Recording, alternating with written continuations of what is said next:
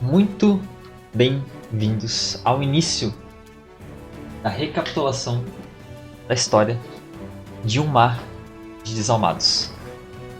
A campanha teste, a primeira campanha da nossa adaptação original de Dungeons & Dragons, quinta edição, para uma história improvisada contada em tempo real no mundo de One Piece, mangá criado por Eiichiro Oda e que ainda está em lançamento. Muitas coisas aconteceram até agora e nós vamos dividir esse grande resumo com todos esses momentos e essas histórias que já aconteceram em 5 partes, 5 vídeos. Primeiro, introduzindo um pouco do mundo de One Piece, do contexto em que a história vai se passar e dos personagens originais. No segundo vídeo, nós vamos falar sobre as sessões das sessões 1 a 4, o arco do Baile das Máscaras.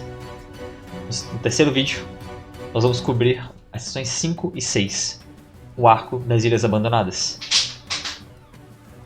No quarto vídeo, nós vamos começar o maior arco e o arco atual, que dura até agora, o arco da Rota da Poeira. Nós vamos dividir em 2 partes. No quarto vídeo, então, nós vamos cobrir as sessões 7 a 13, a primeira parte da Rota da Poeira. E no quinto e último vídeo, então, nós vamos cobrir a sessão 13 até a 17, a última lançada até então. Mas antes de falarmos sobre qualquer história que já aconteceu nessas telas com esses jogadores, nós precisamos entender o mundo onde nós nos encontramos.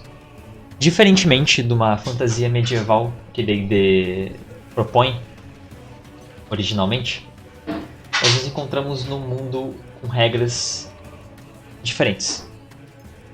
Nós vemos aqui um mapa do planeta de One Piece que é dividido verticalmente com um único continente, chamado Red Line, linha vermelha. Esse nome sugere bastante sua aparência. Um grande continente rochoso, com rochas vermelhas que se estende até uma altura gigantesca, habitado por pouquíssimas pessoas. Como esse é o único continente, a gente já consegue observar que no mundo de One Piece as aventuras marítimas são muito mais comuns. Todo o resto da civilização vive em ilhas, separadas por grandes distâncias em mar. Pouquíssimas pessoas conhecem esse único continente. Dividindo no meio esse planeta, nós temos a Grand Line, um oceano caótico, instável e majoritariamente desconhecido. Lar de raças desconhecidas para as pessoas comuns, de paisagens inexploradas e de tesouros inimagináveis. A Grand Line é o palco principal de qualquer aventureiro que queira arriscar sua vida para conhecer o planeta de One Piece. Essa divisão nos leva a 4 cantos desse planeta: os oceanos do norte, leste, sul e oeste, cada um com a sua própria geografia, seus reinos e suas organizações.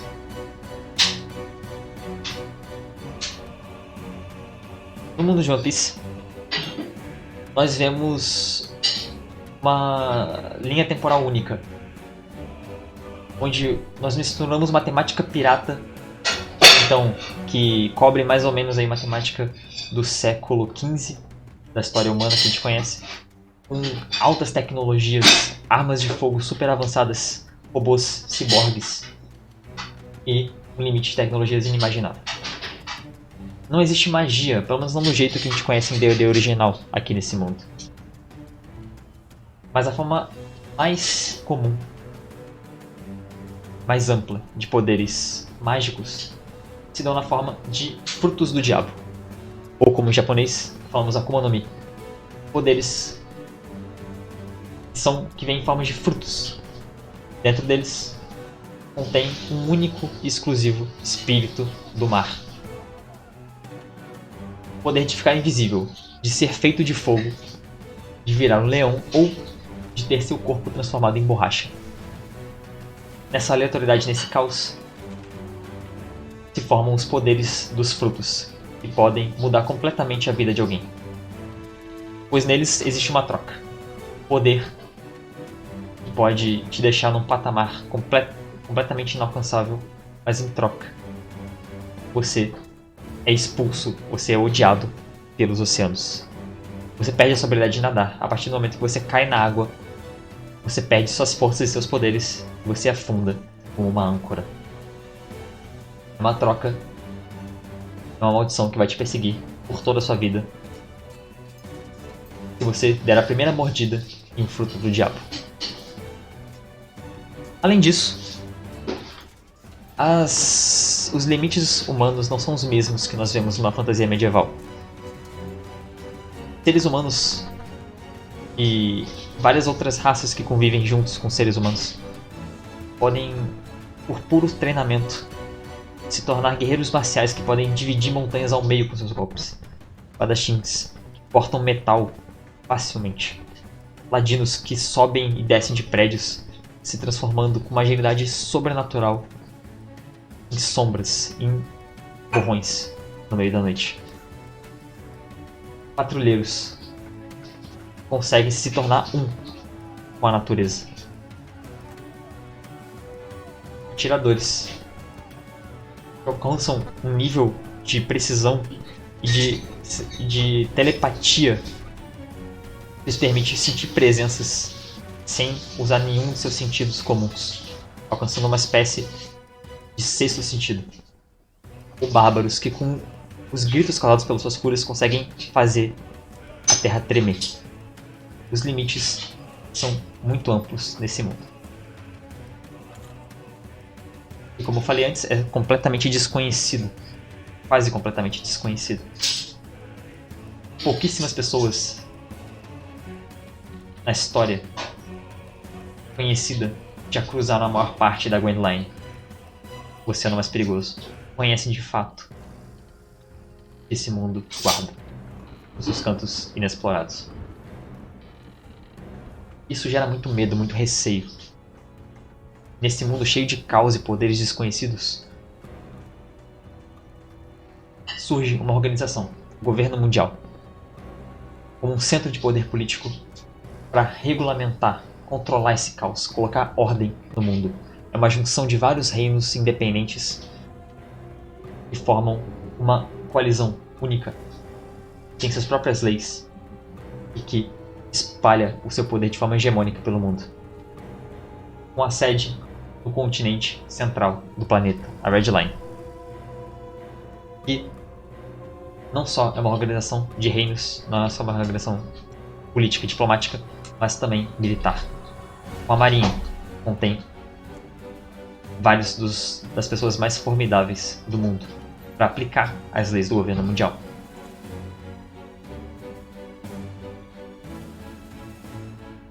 A nossa história, ela se passa nesse mundo, mas não no mundo em que o mangá acontece. Não na mesma linha temporal. A nossa campanha inicia 80 anos antes do primeiro capítulo da obra. E ela conta com um contexto muito diferente da Grande Era de Piratas. 15 anos antes do início da campanha, os piratas guerreiros gigantes, liderados, como o próprio nome diz, pela raça de gigantes temida, dominava os mares da Grand Line, disputada por vários aventureiros que buscavam os tesouros e os conhecimentos escondidos nas ilhas remotas, até então pouquíssimo exploradas desse planeta. Porém, eles caíram. O governo mundial aumentou seu poder e, por meio de circunstâncias desconhecidas, os piratas guerreiros gigantes se separaram. Alguns capturados, outros mortos, outros se juntaram à marinha. E a partir disso, se formou uma nova era. Uma era de completa ordem. O governo mundial está no seu pico de poder. Agora, há uma troca clara no contexto mundial.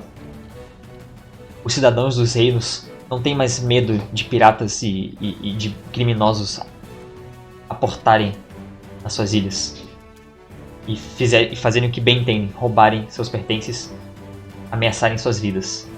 O caos está muito mais controlado. Não existem criaturas andando para lá e para cá, e nem grandes disputas e guerras que podem acabar com nações, que não tem nada a ver com isso, com qualquer conflito. Porém, em troca, o controle agora é muito mais alto. Navegar é uma atividade restrita ao controle da marinha. Todos aqueles humanos, tritões, gigantes ou qualquer outra raça que habite esse mundo precisa da autorização para navegar. A marinha está numa missão de não deixar que o caos se descontrole novamente no mundo.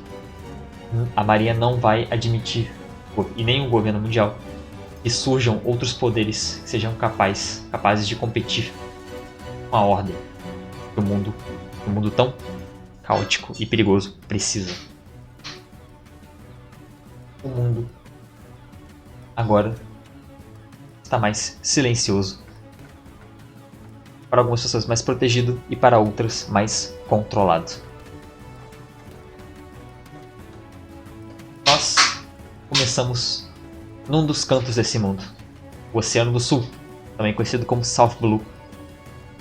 Nós vemos aqui na nossa direita. E a nossa história vai contar um ponto de vista de 4 personagens originais. Primeiro se chama Pomazan, um garoto de 16 anos que vive em Stella, uma ilha isolada do resto do mundo, e tem suas próprias leis, seus próprios princípios.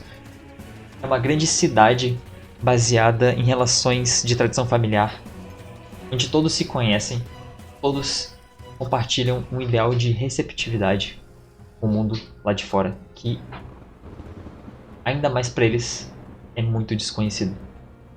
Stella é uma ilha isolada de informações e que apenas sonha com as histórias e os perigos e as informações que rodam por esse mundo.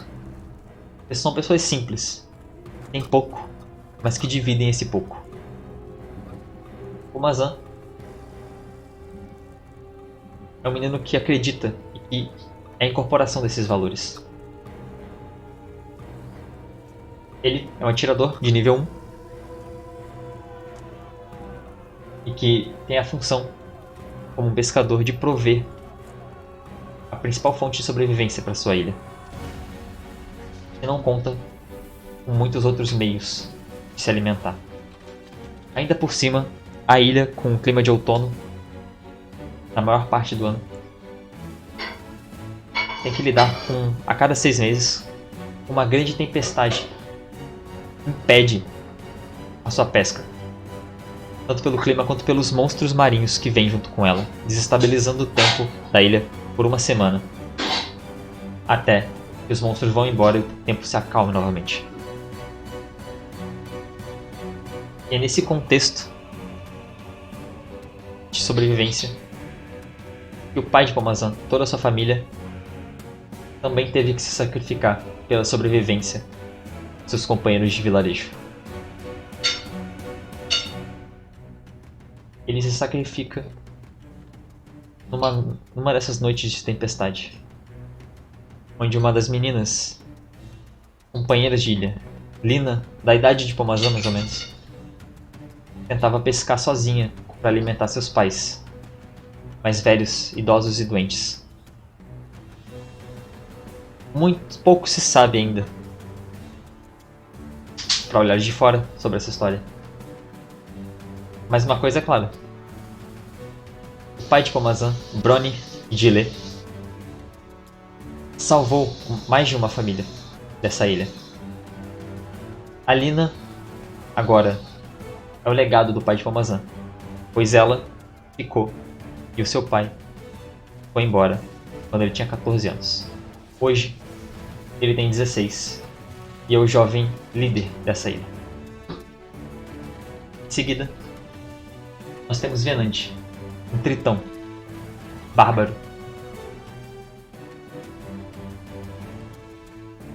que, graças à sua aparência, graças ao preconceito, foi expulso do próprio reino de tritões. Sua família não foi aceita pela própria raça, que lida com o preconceito dos humanos há gerações.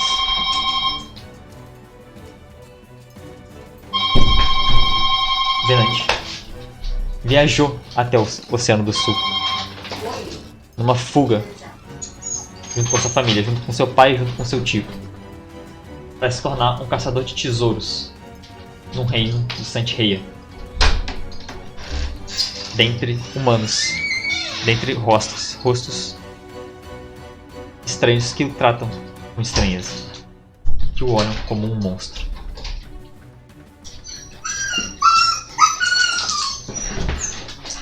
Ele viveu a maior parte da vida dele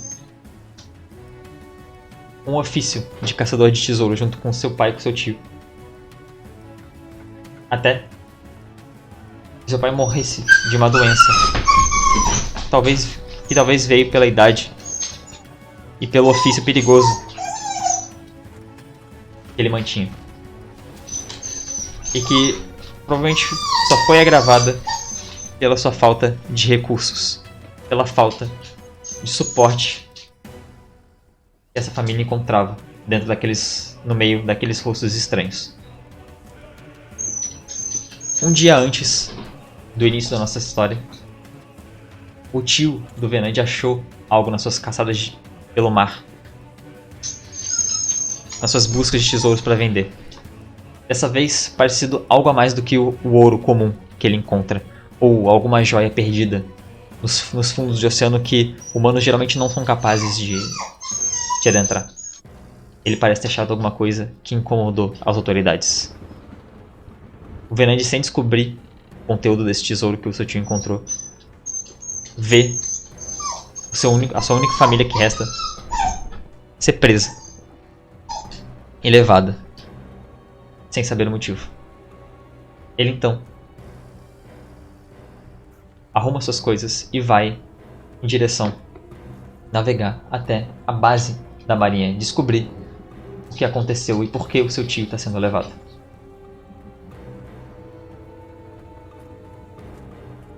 Depois, Hirata, um humano, guerreiro marcial, que se aproxima dos seus 30 anos. Ele pode-se dizer que é mais uma das vítimas da era de piratas que acabou recentemente. Ele viu o pior lado que a liberdade nos mares pode te trazer. Afinal de contas, sua família foi assassinada por pessoas que se diziam apoiar a liberdade nos mares, por pessoas que tinham poderes inimagináveis, que ninguém deveria precisar se preparar contra. Ele carrega feridas físicas e psicológicas dessa ocorrência, no qual ele perdeu a sua esposa e toda a sua perspectiva de família, de objetivos de vida. Ele então agora espera a sua chance para buscar justiça, trabalhando pela marinha. Espera a sua chance para rever esse mesmo poder misterioso que tirou seu futuro.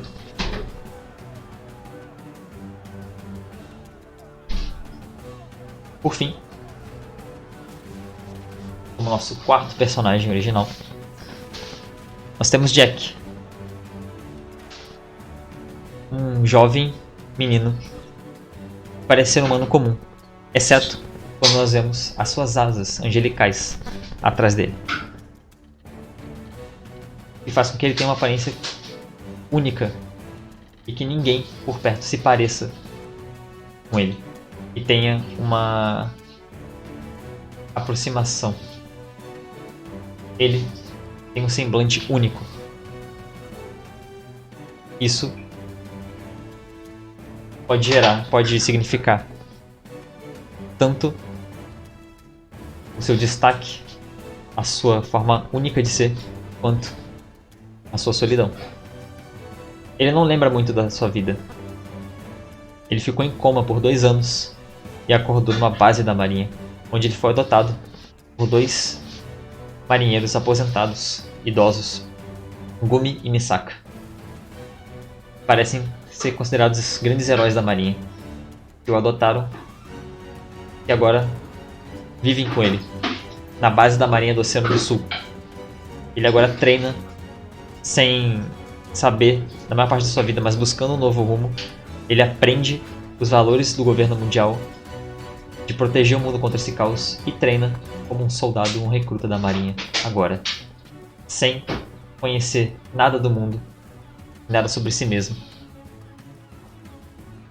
fora dos seus pertences que encontrou consigo mesmo.